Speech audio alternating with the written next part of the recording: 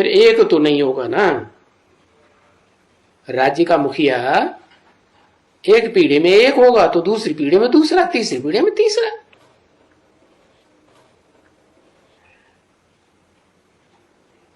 कभी एक मनुष्य हो जाते हैं, नहीं, उनके साथ फिर जरूर दूसरे भी होंगे। ये कभी क्यों कह दिया? एक मनुष्य हो जाते हैं, कभी हो जाते हैं राजा। सतयुग में पहली पीढ़ी में एक, फिर दूसरी पीढ़ी में एक, फिर तीसरी पीढ़ी में एक, तो पूरे युग में कई एक हो गए ना, 7 हो गए। अगली पीढ़ी में टोटल सतयुग की पीढ़ी हुई 8। तो बताया कभी एक मनुष्य हो जाते हैं राजा,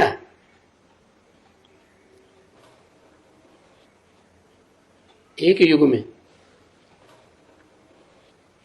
है, नहीं होते। हो जाते हैं, नहीं होते है, कुछ पता नहीं, हो जाते हैं है? कभी माने कोई एक राजा होता है। यहां युग की बात हो रही थी। एक युग में, सतयुग में 8 पीढ़ियां, त्रेता में 12-13 पीढ़ियां। तो कभी एक मनुष्य राजा हो जाता है क्या? अरे हो जाता है ना।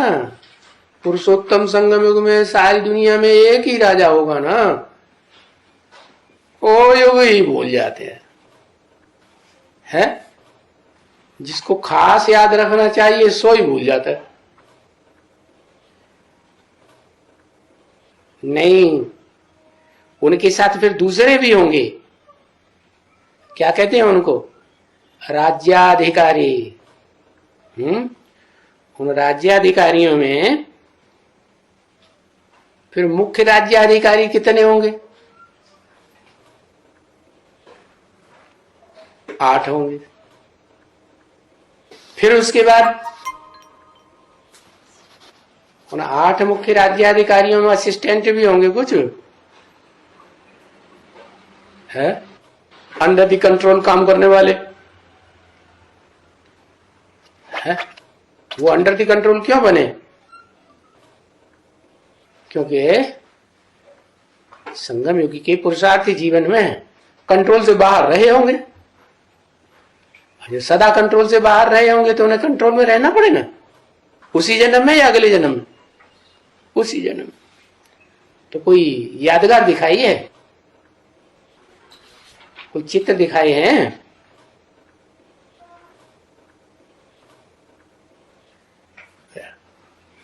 है? नहीं, अरे दिखाए हैं ना है? हाँ, राम की राजगद्दी बहुत प्रसिद्ध है ना। क्या? तो राम की राजगद्दी के चित्र तो बहुत हैं, घर घर में टंगे रहते हैं। राम राज्य का बहुत गायन है, तो चित्र भी बने हैं। तो उनमें दिखाते हैं ना, एक जो श्रीमत के अंडर दी कंट्रोल रहा तो वो गद्दी पे बैठा है, और बाकी कोई छाता लिए, छत्र छाया लिए छाया कर रहा है? कोई झाड़ू लगाने वाला, झाड़ू कहते हैं, क्या कहते हैं, पंखा कहते हैं, पंखा, चावल डुलाने वाला। अब हर समय तो राजगद्दी पर नहीं बैठा जाता। जब राजगद्दी नहीं होगी बैठने की, सभा नहीं लगी हुई होगी, तो झाड़ू भी लगाता होगा, नहीं?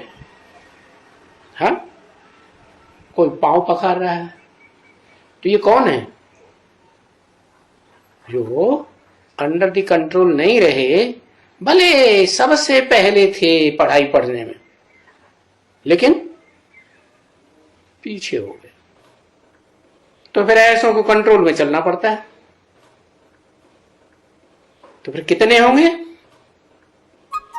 ये नहीं कह सकते हैं कि फिर कितने होंगे, क्योंकि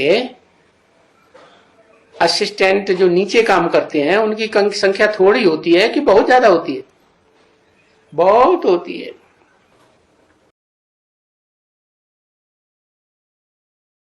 श्री कृष्ण, परंतु वो तो संगम युग का है। संगम युग की बात तो दुनिया में किसी को याद नहीं। शास्त्रों में है सारी संगम युग की बातें, लेकिन ये किसी की बुद्धि में नहीं है कि ये संगम युग भी कोई युग होता है जिसमें पुरुषोत्तम युग भी होता है ना।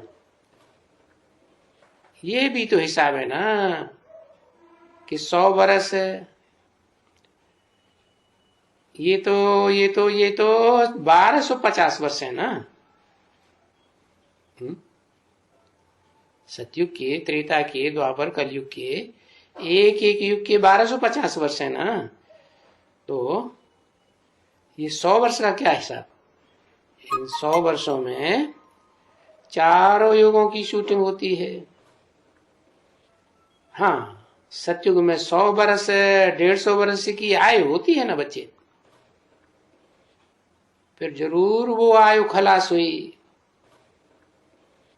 अगला जन्म आया तो आयु कम होगी ना। क्यों क्यों कम होगी है?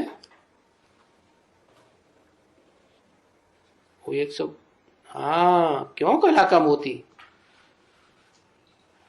आत्मिक स्थिति कम हो जाती।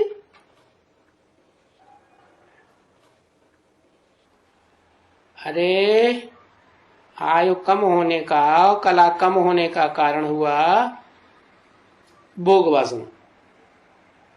देवताएं भी तो भोगी होते हैं ना, है? कर्मेंद्रियों से सुख नहीं भोगते, भ्रष्ट इंद्रियों से। ज्ञान इंद्रियों से तो सुख भोगते हैं ना, ज्ञान इंद्रियों में भी नंबरवार। तो सतयुग के पहले जन्म के बाद कुछ न कुछ आयु कम हो जाती है। कोई की 1 वर्ष एक आयु होगी तो कहेंगे कम हो गई। तो 84 जन्म की आयु, तो 83 जन्म की भी तो आयु वो आने वाले होंगे ना। फिर 82 जन्म भी आने वाले होंगे। तो जो 83 जन्म में आने वाले होंगे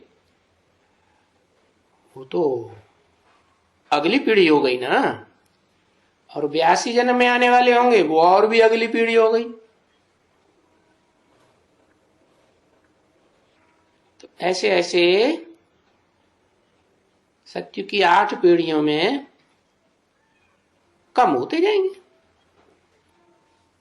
लास्ट वाला नारायण, पूरी 2 कला कम हो जाएगी। सत्युग की 7 जन्म कम हो जाएंगे 8वें नारायण के।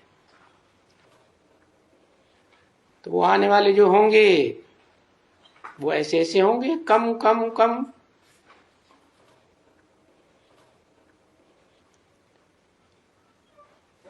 तो उनमें आयु भी कम होगी, आत्मा की शक्ति पावर भी कम होगी।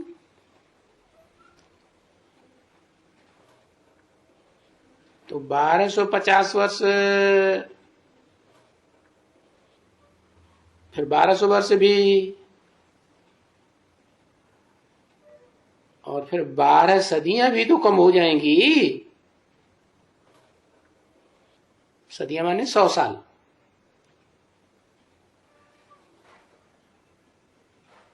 कि 1 2 के पीछे आएंगे। कोई 84, तो कोई 83, तो कोई 12 कम हो जाएंगे, है ना। 84, 83, 82, 81, 80 ऐसे भी चले जाएंगे, नीचे में आते जाते हैं। अगर पूरा 84 जन्म कहें तो फिर कृष्ण का ही कहेंगे जरूर। और उनके साथ जो फर्स्ट पीढ़ी में आने वाले होंगे या तो उनके साथ जो रहने वाले होंगे उनके ही 84 जन्म कहेंगे। तो वो भी तो टाइम बहुत लगता है ना बच्ची, क्योंकि एवरेज 150 वर्ष की आयु तो होती है ना। सतयुग के कृष्ण के बाप की आयु ज्यादा होगी। उस तरह की जो भी आत्माएं होंगी, राधा कृष्ण जैसे बच्चों को जन्म देने वाली, उनकी भी आयु, लेकिन वो भी तो नंबरवार होंगे ना। तो इस हिसाब से कहेंगे कि नहीं, सिर्फ कृष्ण एकदम पूरा 84 जन्म लेता है, बाकी तो फिर कमती हो जाती है। तो फिर क्या करना चाहिए? कम को पकड़ना चाहिए या मुख्य को पकड़ना चाहिए? मुख्य को पकड़ना चाहिए।